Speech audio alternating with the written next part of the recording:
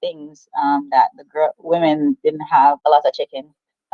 So, but it's just nutrition, the friendly rivalry that we had amongst each other, and the level of support that we had. It's just, practice. You come with a practice, you have to secure your spot, because a little young somebody might come and take it, so you have to like secure it, but not in a manner where you're going to discourage the younger one that's coming up, because once you leave, they're going to come up, so you have to make sure you encourage them. You have to make sure you give them a little bit, but not too much. Just So enough. you guys had like a system at Veer Technical where the seniors would mentor the younger athletes in order to continue the tradition or the dominance. Yeah, definitely. Because when the younger ones came, because even when Veronica came, she was shy, and she used to like she refused it. She usually refused to pass the seniors in practice, and we have to like, you need to, if we're idling, go around. Are we talking about the same Veronica Campbell Brown, one of Jamaica's most Yeah, decorated athlete? yeah. Wow, Because shy. when most of our younger kids come in, like they're seniors, they see the seniors. So I guess it's like a level of respect. So if we're being lazy, they're gonna not want to show us out. But we literally have to tell them, if we're slacking, the spot is there. But the thing is, they're not gonna take our spot because we're always like a year above them. So, but if we're slacking off, and it was really good. It was eye opening for us because the younger ones were pushing us, because we tend to slack off as the seniors, because there's You but guys then have when been they there, started done pushing that. us, it made us want to work. So like literally, like the couple of years that I had Veronica training with, it literally helped me throughout those years of champs, because I was like, this little girl is like really good. And she yeah, and we just push each other at practice. Um and it worked out well for us, because after I left, she took over. When she left, the younger person below her took over. So it's just like a chain reaction of just passing the baton on without like suppressing their skills, and just encourage them to be the best that they can be. Celine, you went to St. Mary's High. St. Mary's High is one of the Girlstrom school that is on a pedestal. And this came from the likes of Jackie Pusey, Lily Hodges, Nicole Mitchell. You being a part of that legacy where your school won Girlstroms twice. Tell me a little bit about your feeling being at St. Mary and how that encouraged you to get into track and field. So to be honest, my decision to join track and field, or at the time that I joined track and field, I had no idea that we've ever won girls champs, because I Wow. mean, since being there, and even while I was in primary school and I was always watching boys and girls champs, frankly speaking, nobody never hear about St. Mary High winning anything, or you're not seeing them in the finals. So you're like, huh, where does, so in my head it was, we had the hype at Eastern champs. But then I Um, learned that we won girls champs twice, but that was like in 1976, 1975, thereabouts. So that's a long time, long before I was born.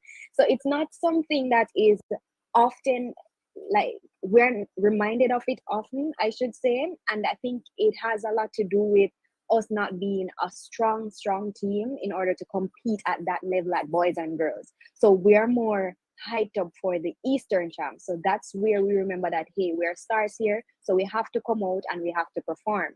Not that we're not encouraged to perform at boys and girls, but if it is that you make a finals, just to make a finals at boys and girls, it's really a big thing. But at the end of the day, it's like we have that mindset that we're not going to win because the team isn't that strong enough. But if as an individual, personal, you can make it to the finals, then that's enough to put our school out there.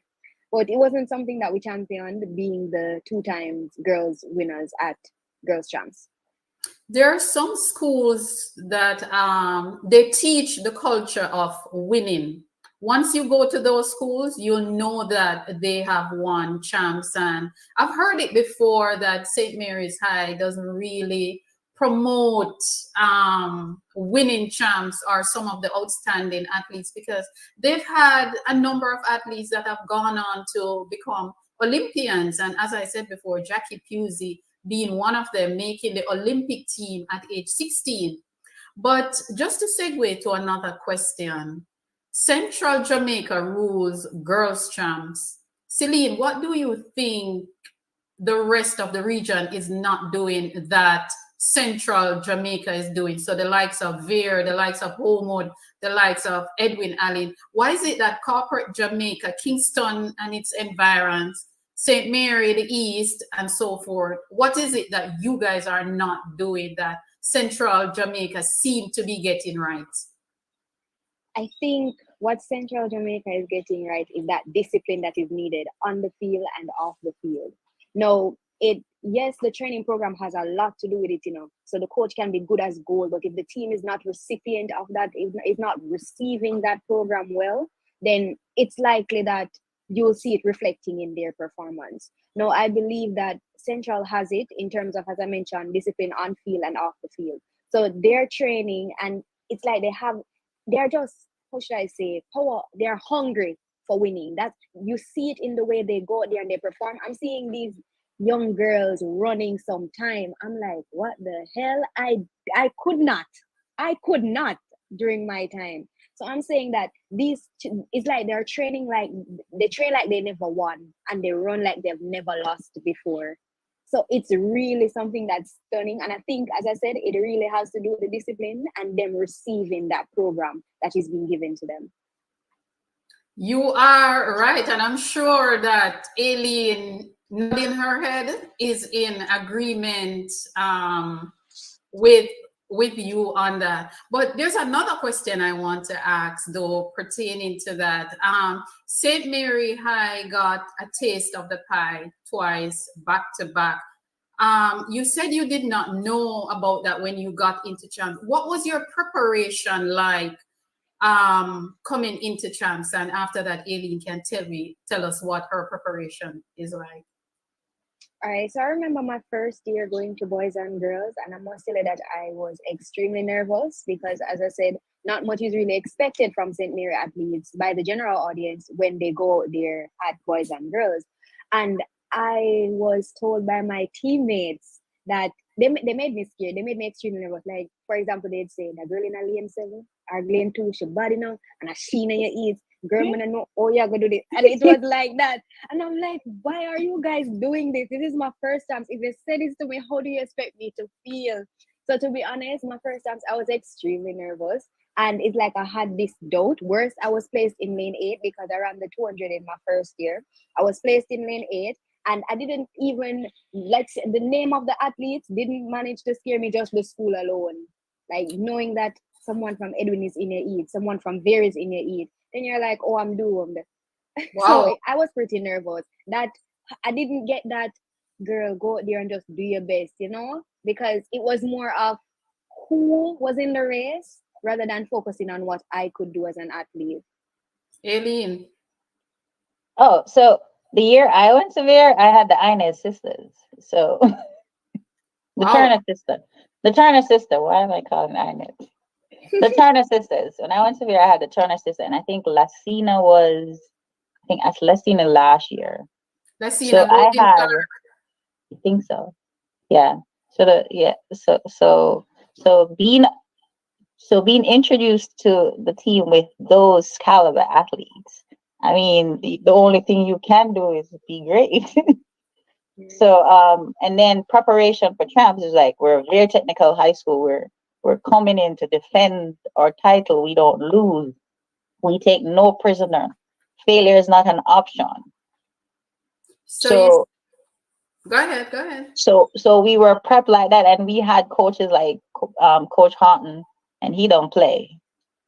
Like he doesn't believe in us doubting ourselves or having fear of anyone or anything, and that's what he instilled in us. And then we had just the community, like VeerTech. When we were going to champs, you would think it was like some celebrity. The entire neighborhood came out with like pots and pans and everything, and it was like a whole send-off party for us.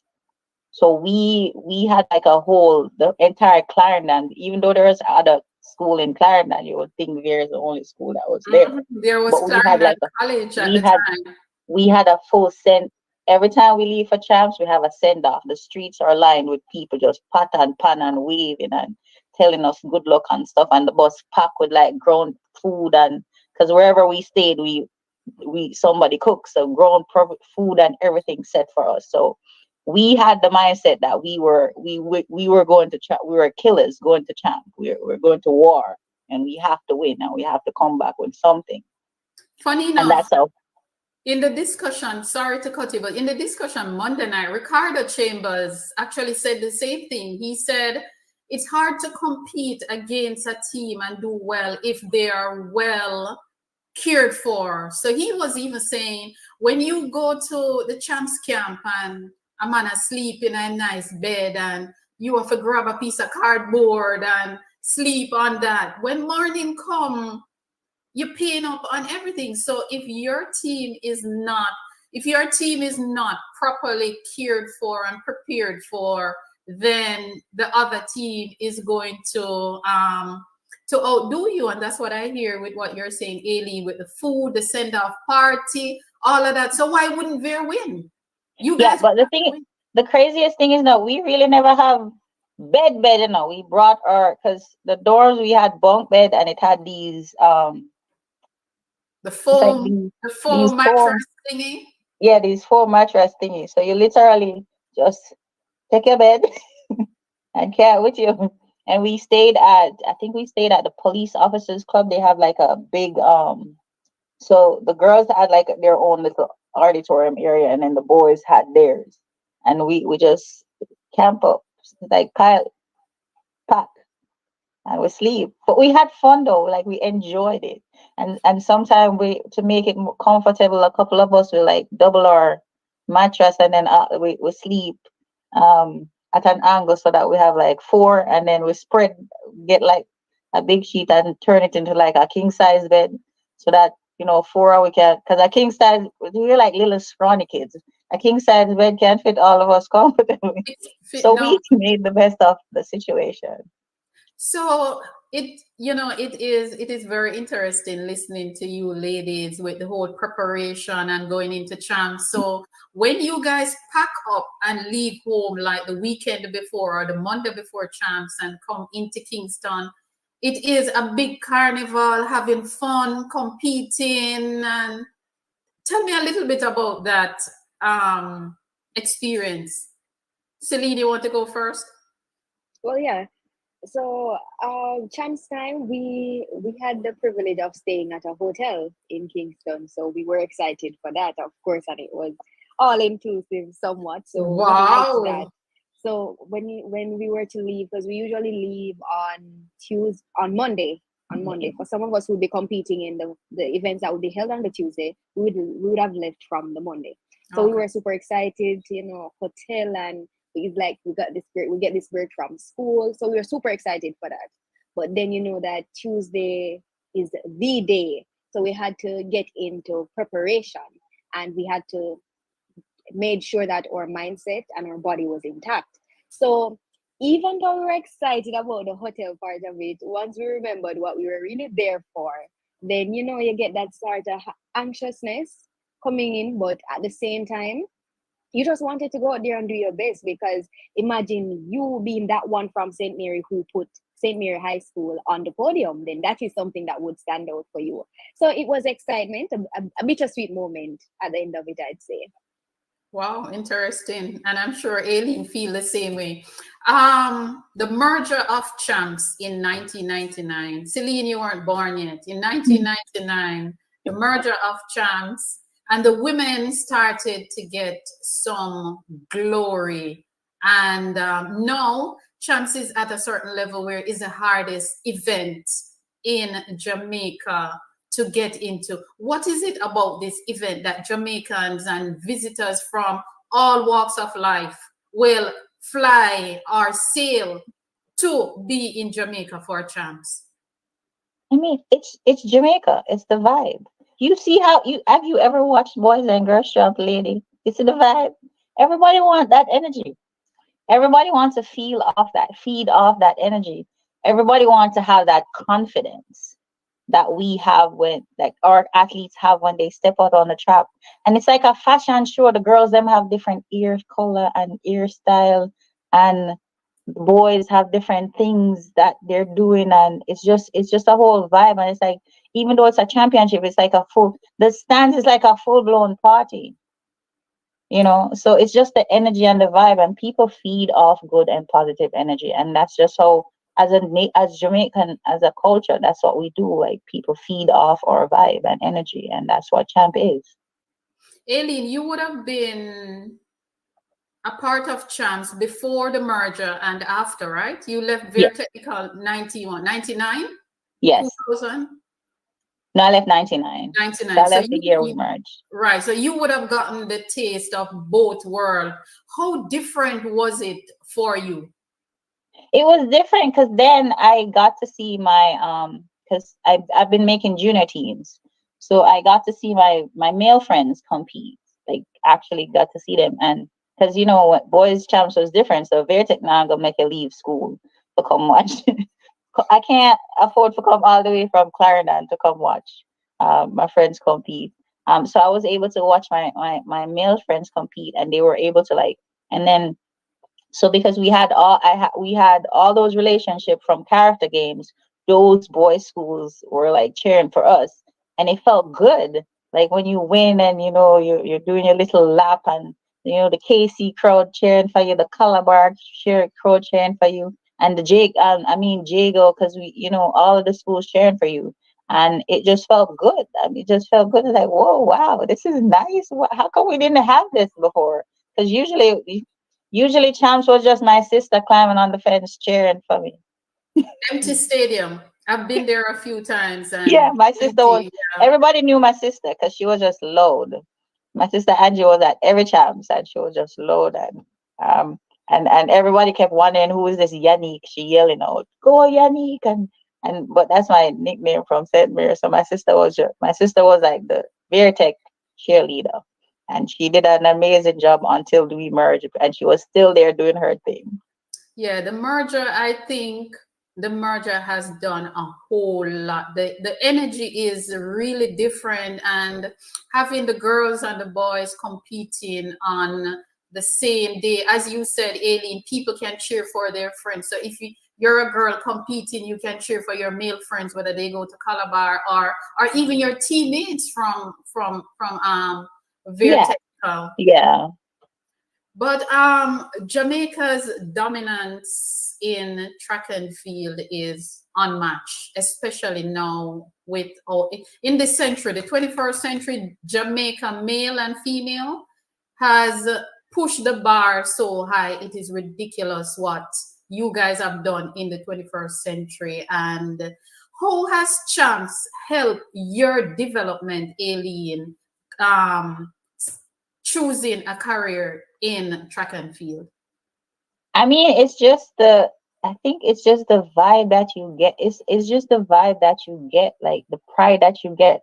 Like, when you're representing your high school, it's the pride that you get, and then when you come home and you come trials, and everybody's just so because back in the day, trials used to be the thing. It had like stand. Everybody, the stand was nice and everything, and to have that support, and then literally just to, like, walk out and people know who you are.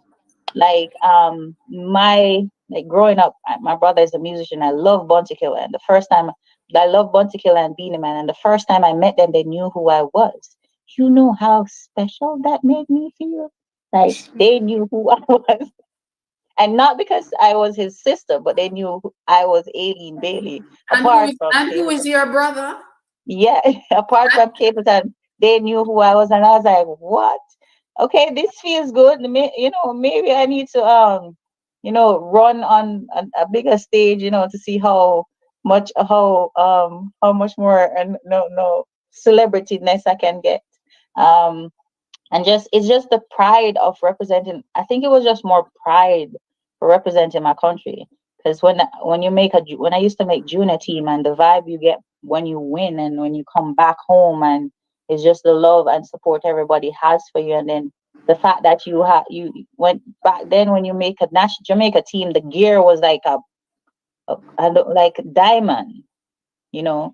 So you were the only one that had it, and you know, you would never see anybody in it. Like now you see everybody in like the Jamaican gear, but you have to have these make a team or have like a cousin or a sister that makes the team too. So it's just like the things that you receive from representing your country just give you that pride and that love. And champs for me prepared me to be able to compete on the highest stage, because the level of competition we got competing with each other, it just make everything else seems easy. Celine, Celine from St. Mary. Celine, how do you feel about buying of athletes or recruiting? How do you feel about recruiting? Do you think that recruiting athletes, one coach said to me that a certain part of the country prepares athletes to move on to other area. How do you feel about that? I'd say I have mixed feelings as it relates to the buying of athletes, because during my time at St. Mary High, we lost a lot of athletes because of that. And what I realized is that a lot of these athletes who are at these schools, the central schools, I realize that many of them are from the East, if we're being honest. And it really says a lot. But at the same time, if it is that an athlete is, let's say they're at a school, I don't want to say, maybe on, let's say, under resourced then, and you see that this athlete has potential, and there's a chance that if you take that athlete from that school and place him in a more developed school per se, there's a chance that you can get that athlete out there, then that's a good thing, right? But there are times when, but to some coaches at least, it would be like they built that athlete and then you would just come on board and take that athlete from them, and so it can be seen as unfair, because that school basically lost an athlete, right, that could have contributed to them getting points somewhere along the line. But as for me, I would say it was something I feared when I was going to St. Mary High. Not that I was the best of the best, but I always wondered, what if someone came to me with an offer like that? What would I do? Because at the same time, the decision wouldn't rest with me alone. My parents would have a say in it as well.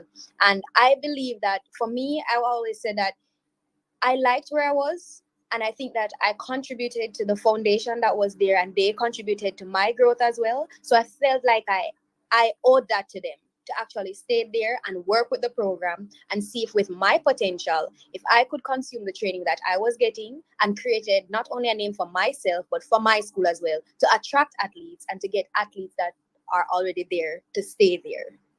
Well said. Aileen, how do you feel about recruiting in schools, especially the bigger schools, as we call them, moving athletes from the non-traditional high schools?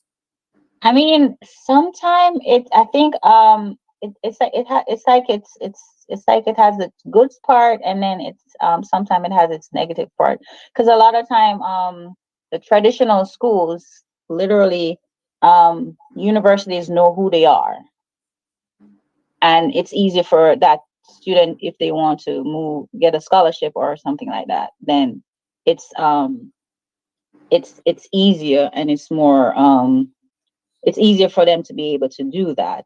And a lot of times, like the traditional school, they have like the funding to be able to help that kid, because sometimes you have to do the SATs, you have CXCs, and a lot of times it's like small schools aren't financially, what's the word, aren't financially able to assist that athlete with that with that process, or they don't know the change that need, or of commands that need to be done to be able to help that athlete get to like school. So a lot of times kids switch to schools just for the academic aspect and be able to get a scholarship. A lot of time it's literally not anything to do with just athletics, because a lot of time they go into these power big schools and they get lost.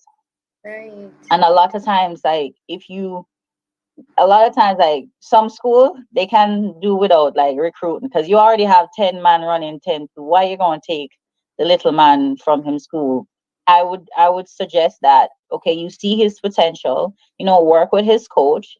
If he wants to be able to go to college, you have the avenues and all that stuff to be able to assist them, but don't take them out of the situation, and then they come to your school and they're just making up numbers. It A lot of time it works out well, a lot of time it does. So it's like there's pros and cons to it. So you just have to, and parents literally have to like start paying attention what is best for my child. And you have to pay attention if your child is struggling in a situation, take them out of it. A lot, don't let the flashy this and the flashy that distract you from your child's potential, or them not being able to progress to where it is that they need to be, because mentally that mess up athletes bad. And so it's just you have to weigh your options and make sure it's the right decision for you as the athlete, and the parents need to make sure it's the right decision for their child. Like me, it was the right decision for me, because I just it was Veer Tech, and Veer and I was like that good to go to Veer and just take over, but What not was it everybody is like there? that. What pulled you to Ver? What was the ticket that bought you for Ver? I mean, they tell me I was sold that I was told that I would have access to the same dorm and bed that the Merlin Otti had access to, and I wanted all of that, because I wanted to be just like her or even better. So I wanted all of that. I Wow. mean, it worked out. So you were sold once Merlin Atti's name was mentioned. It was a goner. Sold, gone, sold. It was done. Like I literally was ready. Manchester High School was the school I was going to. I was literally ready, set, ready to go to Manchester. And Vera visited last minute, and they sold me on the Merlin Otley thing. And I was like, I am so sorry. What a story. Beautiful. So, Yeah, I like stories like those, because at least you were sold on the notion that someone before you had done it, and she is even doing better for Jamaica. But Celine, Girls Champs, what what has Girls Champs meant to you competing there, whether you competed 2 3 times? What was it like for you? What does that memory mean to you? Uh, those are memories I think I'll hold for a lifetime. It was mixed emotions all the way. It's like you've been training all season, and this is where you come. This is the big stage, so you know that here you deliver. And running alongside named athletes, that was something good for me. I realized that sometimes you just have to overcome that fear. It's natural. I realize that it's even natural to feel nervous. Nothing is wrong with that, because even the biggest of the biggest athletes do Oh feel yes. nervous. Yep. So nothing is wrong with that. And at the same time, I learned that it is okay to lose. It is okay to lose. But you know what makes it good? When you've lost, but you run a PB. That is one of the greatest feelings ever, because coach can't blame me. I did my mhm. best. I did Yes. my best. And even if you didn't make it to the finals, you feel so accomplished. I love those memories, because they even though I can't say, oh, I was on the podium, I can say I was there. I can say I experienced it, and I can say it has taught me a lot. Aileen, you have competed at Champs, you've competed at Carifta, you've competed at World Juniors, CAC Games, the Olympic, the World, everything. Which one would you say is one of your most memorable? Oh God. I think boys and girls champs, and I guess Why because everybody always say boys and girls champ? We're talking about the because Olympics. You've been to so many Olympics. How can boys champ supersede that? see, the thing is, because the friendship that I created out of that, like Elva, I've had Elva in, even though she went to a different school, like I've had her for like 20 odd years. My best friend Saini, I've had her for 20 odd years.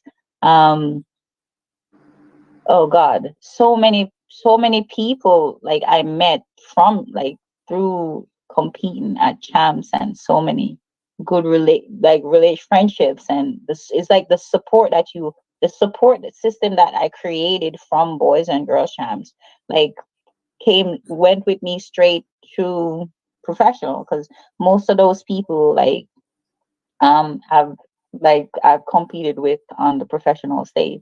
And it's just the memory, man. It's you don't understand, like it's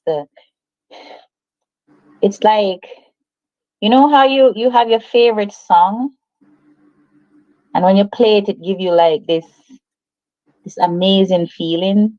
That's what Yep. boys and girls, I think, I don't know, for me, I don't know if it's for everybody, but that's what boys and girls champs is for me. It's like that favorite, like your favorite song. And it just brings you, when you hear it, you get all happy and warm and bubbly inside. And it's just boys and girls champs is just a representation of Jamaica culture.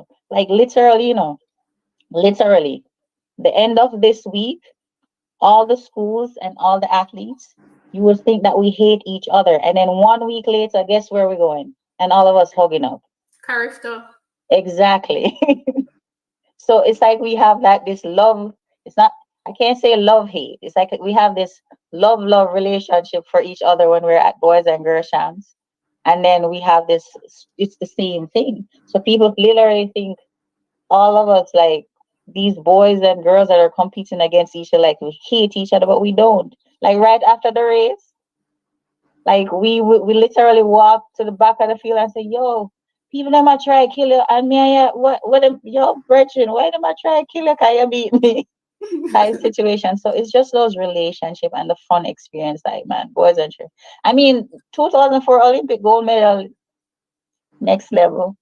But still, boys and girls, foundation is the best thing ever. I've heard it a lot. I've spoken to a lot of people, and when I ask them, they're like, "Champs is bigger than anything else." Is it because we're at home in Jamaica? Is it the noise that we as the fans in the stadium making? Is it the vuvuzela? What is it really that you It's the guys? love. It's love. It's Definitely. Wow. literally love. It is amazing. I've been to quite a few champs myself, and the energy. I tell people, when I'm going to champs, especially on a Saturday, I make sure to get there before anything starts because I don't want to miss Miss. anything. I want Nothing. to get in, get my seat, and start tallying my points and enjoying what you guys are doing. Champs, Girls Champs is, as I said earlier, is celebrating 66 years. I think they celebrated 66 last year. And there were 4 cancellations from it started in 1957. What what can we expect from Girls Champs this year, 2023? As you ladies look on, what do you think we can expect from the carnival itself? Excitement can done. Honestly, that is champs for you. You can be sitting in the stands, and let's say you used to run. It's like you feel as though you want to be out there on that field running just because of the excitement. It is just the mood is everything for me. It's the move, the vibe. It's the love, man. It's the love. Like literally, they people will think that the KC and the Calabar people them hate them one another. They They do. don't. They don't. They're They don't. they're like home. They're like they. It's just champs, but Do it's you like a think? love relationship. Do you It's think just that we the I fans? represented my school today. Do you think we the fans put up you guys against each other?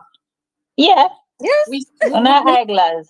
We don't yeah. have time for that. definitely. Yeah, I think so. I think we as a fan sometimes create tension between our athletes, and we think that the athletes they don't like each other, and we True. take side, and then we say stuff to start an argument. And how do you feel about that, Aileen, competing on the world stage for Jamaica on the Jamaican team, and the I mean, fact it that hurts. It's hurt. Like I I can take it if it's coming. It doesn't hurt my feelings if it's coming from like people in the U.S. and Europe and them stuff, but it's the people that I love. I Your people. love my country.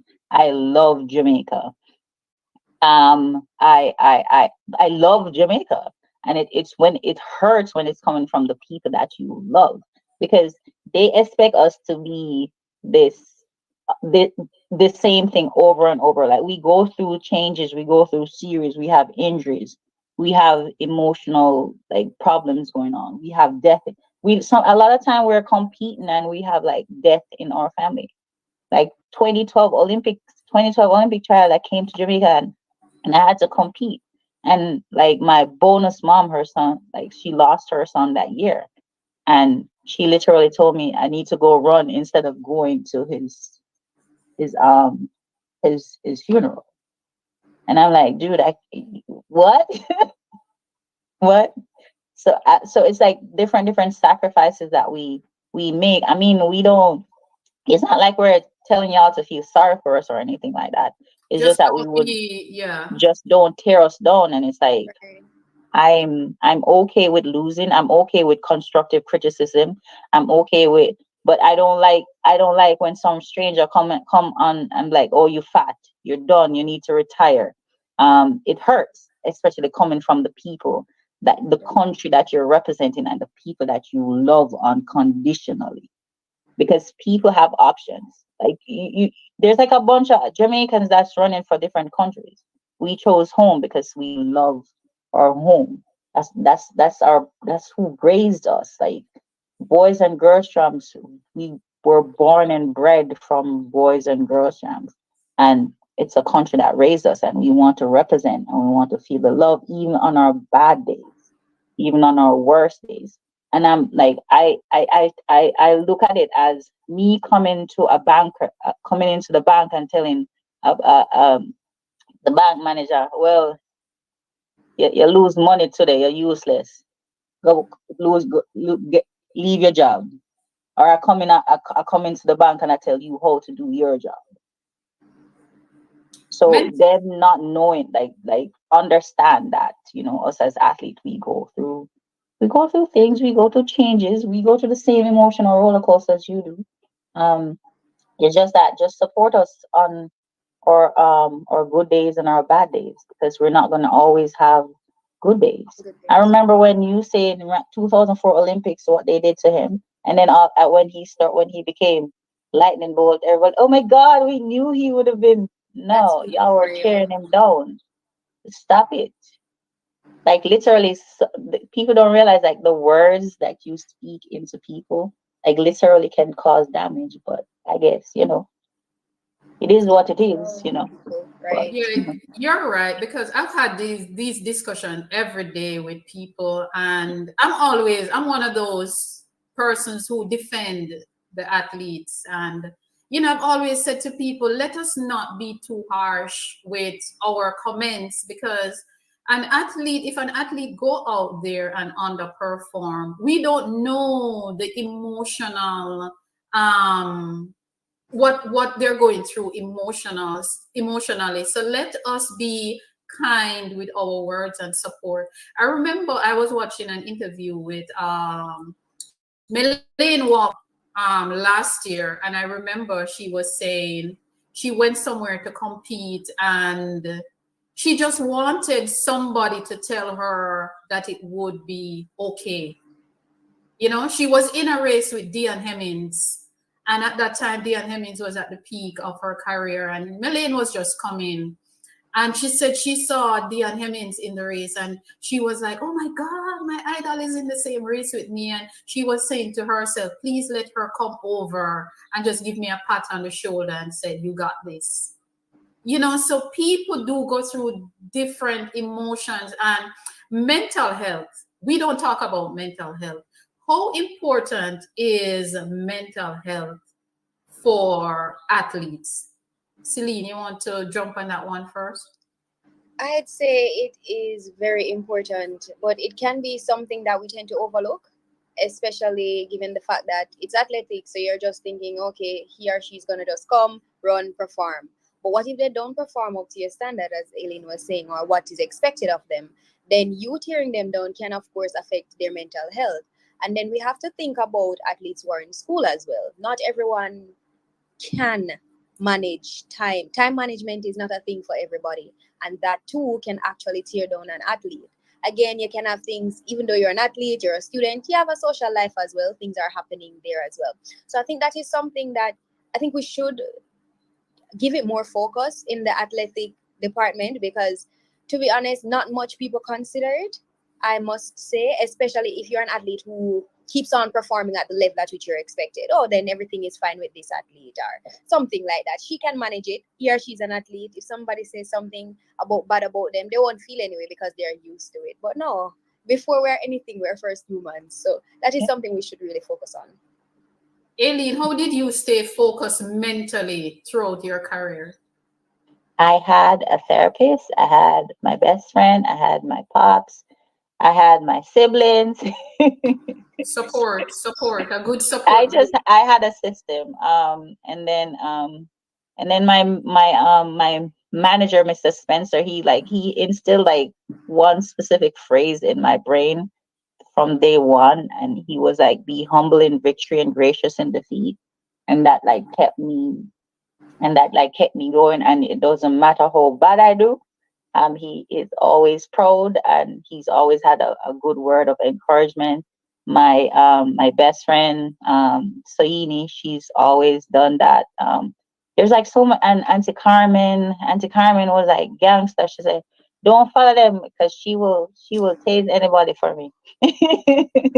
So and she had this strong confidence, nothing bothers her. So all these people like instill like just gave me like pieces of them to be able to like whenever I feel down, I just grab from different whoever I need at the time. So if I need an Auntie Carmen type of level, or I grab reach for her, and then Soini and then my Mr. Spencer. So just different people I had. And then Dr. Irons, I used to see him when I was living in Jamaica and compete. So, I had a therapist. Yeah, that's why we never take out a couple people at the stadium when they said the wrong thing to me. Oh wow, girl, I do understand, because just going back to that a little bit, I'm not going to call any name, but a certain athlete this season is underperforming, and some of the comments that I've been hearing, I'm if you tell them you want to fight them. my heart goes out to her. I've never met her. My heart goes out to her, because I am saying to myself, we need to support our athletes. We have no idea what she's going through, why she is underperforming. And I'm sure people on the live might know who I am talking, It's because transitioning from one program. yeah, she is underperforming and she has not done much this season. And people are just trashing her. And I'm like, come on, she is not even a class 2 athlete as yet. Give her a break.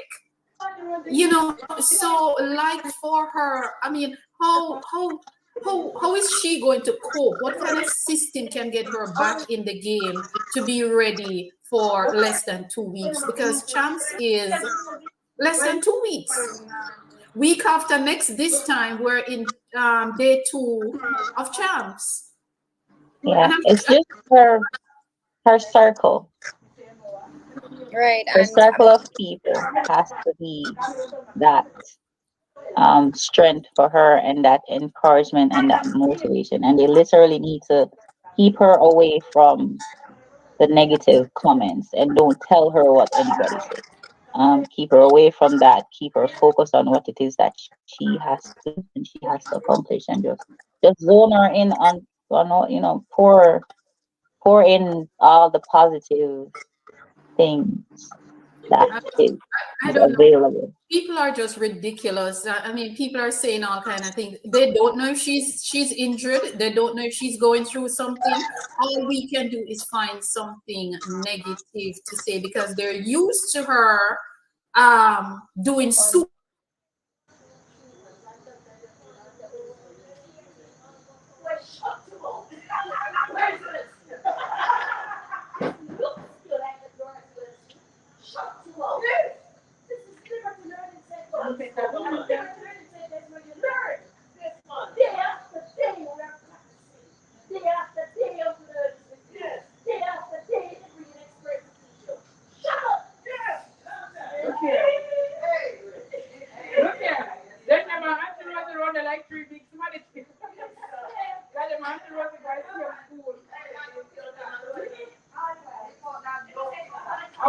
When you're ready to hurry up, move up to we are still man. Yeah, man. Look here. You see the man in the sweat, one guy now in sweatpants and slippers, they always remember. Remember, don't play, you look here. Look at that. Old medal. Peace.